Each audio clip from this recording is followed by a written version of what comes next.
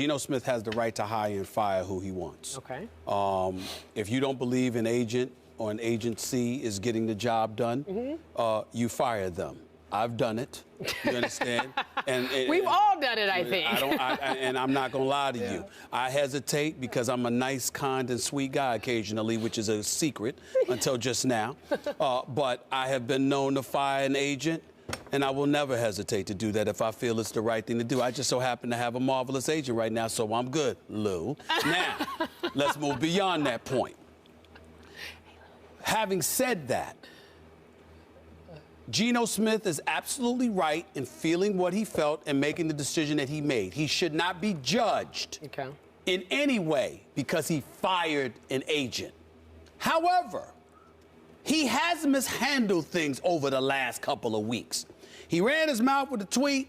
He ran his mouth being interviewed on the NFL Network, pointing the finger at the Todd McShays and Mel Kiper. He didn't mention their names, but he mentioned ESPN when, in fact, he was talking about Nolan Naraki of Pro Football Weekly. Needs to get his facts straight. Didn't look good then. Then he's in the room when everybody and their grandmother told him, you ain't going in the first round, okay? I can't blame his representatives for that. They made a very accurate point in their statement when they pointed out how, the NFL draft, speculation was rampant for weeks. And you can't predict what's going to happen with the NFL draft. And they are absolutely right about that. So any kind of notion that he fired them because he didn't get drafted in the first round, I'm glad he didn't confirm that. Because had he done so, he would have looked like a complete fool. All right, because there's no agent on the planet that can guarantee you're going in the first round, especially him. And all the speculation was out there that he wasn't going to go in the first round. So, in that regard, I'm glad he didn't confirm that. But then he gets drafted by the New York Jets after not getting drafted in the first round, swearing he was going home, then changing his mind and coming back for the second round. Then he gets there, and then he says, we going to the playoffs. And I'm like, have you seen this roster? I mean, what are you talking about? I know you got Chris Ivory. I'm happy about that. That's an upgrade. No doubt about it. Santonio Holmes is coming back from being injured. That's good. Though he's small. Yeah, he's small. Right. You know what I mean? I get it. You still got Rex Ryan. You drafted 2 defensive players. Got a cornerback to replace Darrelle Revis, even though that's going to take some time, if ever. Okay, I get all of that. But the point is, that bravado speaks to the level of expectations you have for yourself. And usually people who have expectations for themselves have expectations for others around them and who represent them. And you know what I'm saying? So, and if your expectations for yourself are lofty, it damn sure is lofty for the people representing you, especially the people in charge of getting you opportunities that's going to lead to supplementary income. So because of that, I don't know, but I'm just connecting the dots. And I'm telling you right now, he doesn't look good. Now, all of this means nothing if you come out there and you ball. But he has put an elevated level of pressure on his shoulders because if he don't have the game of a first rounder, and that remains to be seen because he did pass for over 4,200 yards the last 2 seasons in West Virginia, completed 71.2% of his passes last season. But if he doesn't have the game of a first rounder, he certainly has the mouth of one. And he had better back it up because he has not looked good over the last 2 weeks. Never knew much about him before then, and I'm sure he's an intelligent kid and works hard, and I'm sure that the scathing scouting report, there was a lot of stuff in there that may not have been accurate, even though there's some that may have been accurate. But in the end, his mouth has now put him in the lion's den, and only his game can get him out of it. Okay, so all of the above, to use your phrase, does it give you cause to pause? Yes. Okay. So that's our bottom line. That's our bottom line. And I'm with you on that. I wait to see what happens, but it gives me big cause to pause. Remember now, let's reconnect some dots. He did tweet, Geno did on draft day, about how much he appreciated all his mother had done for him, and he concluded that tweet with, "Mama, I made it." That was on draft day.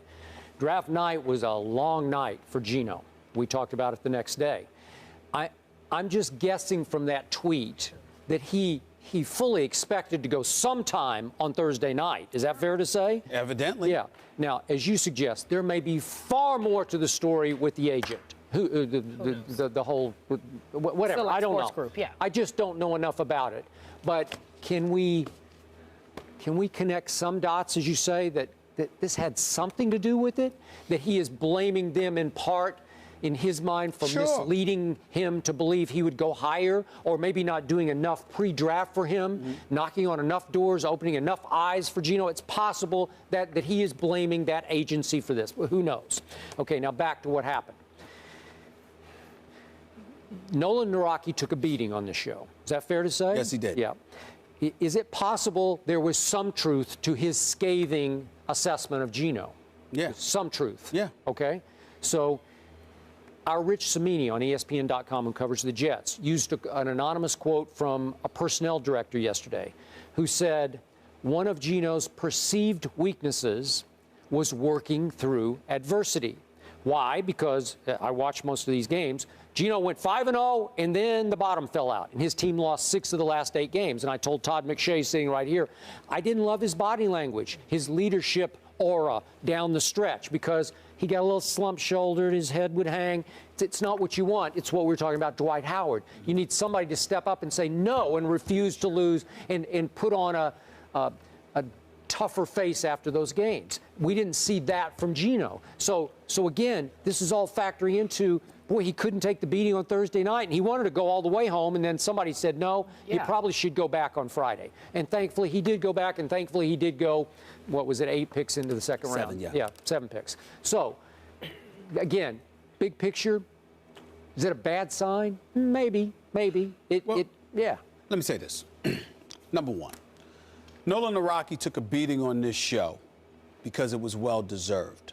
I don't recall anybody on this panel questioning his accuracy. Todd McShay came on and said he hadn't heard what Nolan Naraki said. What I questioned and had a problem with was a license he seemed to have in publishing what he published that nobody in our field I knew had. I am not aware. I mean, and I'm not accusing him of not talking to anybody. I'm simply saying there's a difference between Rich Cimini saying, I spoke to an executive who said X, Y, and Z, and a guy that just says, oh, he doesn't work hard. Where'd that come from? You need to clarify and be somewhat specific about it, because you shouldn't have the license. Because for all we know, you could just been sitting home. You might have had a problem with the wife on that particular day. You might have had an attitude. And this is what I want to say about this dude. I need some context is what I'm saying. Reporters provide that. He did it. That's number one. Number two, Geno, you're probably right as it pertains to him assuming that, you know what, the agent had led him to believe he was going to go in the first round, okay, based on a tweet to his mama. But let's pause for a second here and think about how presumptuous he was. You tweet your mama, Mama, I made it, before you got picked? Yep. Who do you think you are? I don't know. Yeah. Why would you do that? Well, that's why he was upset. The way he looked in the green room. But Kerry, Skip, what I'm saying is, what are you doing tweeting before you are picked? You ain't Andrew Luck. Nope. You ain't RG3. Nope. Hell, you ain't even Ryan Tannehill. But did he think he was? Maybe. He does. But what I'm saying to you is the presumption. Stay with me. I'm connecting dots here. You were a bit presumptuous with your tweet to your mama.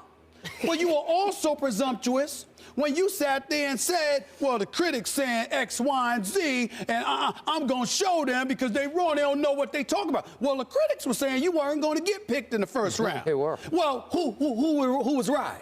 The critics were right. The things that they were saying about you were correct. Clearly, it caused some trepidation. There was trepidation about you in terms of what you could bring to the table. All of these things that were being printed. So you decided to listen to your representation, we're surmising, we're assuming he listened to his representation, and you were convinced that you were going in the first round, which is why you did another presumptuous move by going on the NFL Network to talk about ESPN, even though it was Pro Football Weekly talking about you, okay? And you did all of that, Skip. And you did. Maybe it was me. But what I'm saying to you is this. Well, you did all of these things before the fact.